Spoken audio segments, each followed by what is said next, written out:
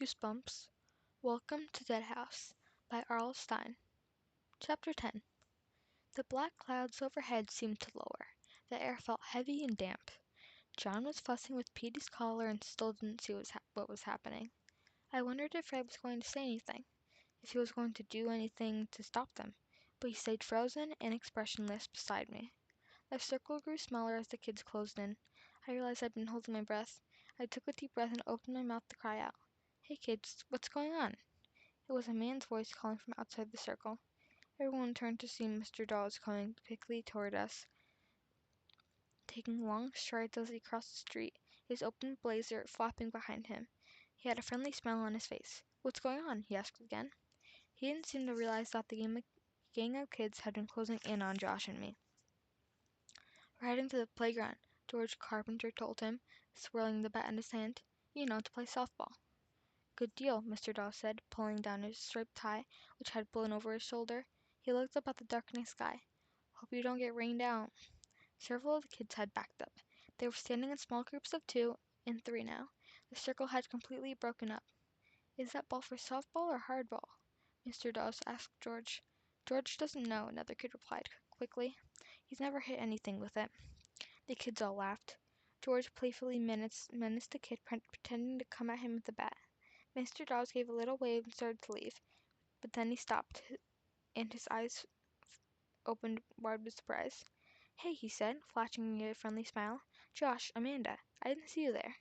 "Good morning," I muttered. I was feeling very confused. A moment ago I'd felt terribly scared. Now everyone was laughing and kidding around. Had I imagined that all the kids were moving in on us? Ray and Josh hadn't seemed to notice anything peculiar.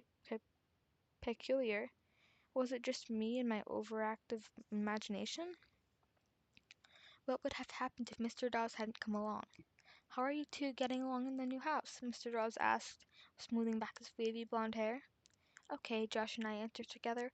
Looking up at Mr. Dawes, Petey began to bark and pull at the leash. Mr. Dawes put an exaggerated, hurt expression on his face. "I'm crushed," he said. "Your dog still doesn't like me." He bent over Petey. "Hey dog, lighten up." Petey barked back angrily. "He doesn't seem to like anybody today," I told Mr. Dawes apologetically. Mr. Dawes stood back up and shrugged. "Can't win 'em all." He started back to his car, parked a few yards down the street. "I'm heading over to your house," he told Josh and me. "Just want to see if there's anything I can do to help your parents. Have fun, kids." I watched him climb into his car and drive away. "He's a nice guy," Ray said. "Yeah," I agreed. I was still feeling uncomfortable, wondering what the kids would do now that Mr. Dawes was gone. Would they form that frightening circle again? No, everyone started walking, heading down the block to the playground behind the school. They were kidding each other and talking normally, and pretty much ignored Josh and me. I was starting to feel a little silly. It was obvious that they hadn't been trying to scare Josh and me. I must have made the whole thing up in my mind. I must have. At least I told myself I didn't scream or make a scene. At least I didn't make a total fool of myself. The playground was completely empty. I guess that most kids had stayed inside because of the threatening sky. The playground was a large, flat, grassy field surrounded on all 4 sides by a tall metal fence. There were swings and slides at the end nearest the school building. There were 2 baseball diamonds on the other end. Beyond the fence, I could see a row of tennis courts, also deserted. Josh tied Petey to the fence, then came running over to join the rest of us. The boy named Jerry Franklin made up the teams. Ray and I were on the same team. Josh was on the other. As our team took the field, I felt excited and a little nervous. I'm not the best softball player in the world. I can hit the ball pretty well, but in the field, I'm a complete klutz. Luckily, Jerry sent me out to right field, where not many balls are hit. The clouds began to part a little and the sky got lighter. We played 2 full innings. The other team was winning 8-2. I was having fun. I had only messed up on one play, and I hit a double my first time at bat. It was fun being with a whole new group of kids. They seemed really nice, especially the girl named Karen Somerset, who talked with me while we waited for our turn at bat. Karen had a great smile even though she wore braces on all her teeth, up and down. She seemed very eager to be friends.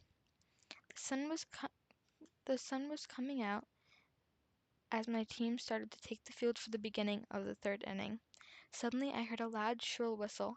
I looked around until I saw that it was Jerry Franklin blowing a silver whistle.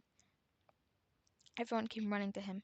"We'd better quit," he said, looking up at the brightening sky. "We promised our folks, remember, that we'd be home for lunch." I glanced at my watch. It was only 11:30. Still early. But to my surprise, no one protested. They all waved to each other and called out farewells, and then began to run. I couldn't believe how fast everyone left. It was as if they were racing or something. Karen ran past me like the others, her head down, a serious expression on her pretty face. Then she stopped suddenly and turned around. "Nice meeting you, Amanda," she called back. "We should get together sometime." "Great," I called to her. Do you know where I live?" I couldn't hear her answer very well. She nodded, and I thought she said, "Yes, I know it. I used to live in your house." But that couldn't have been what she said.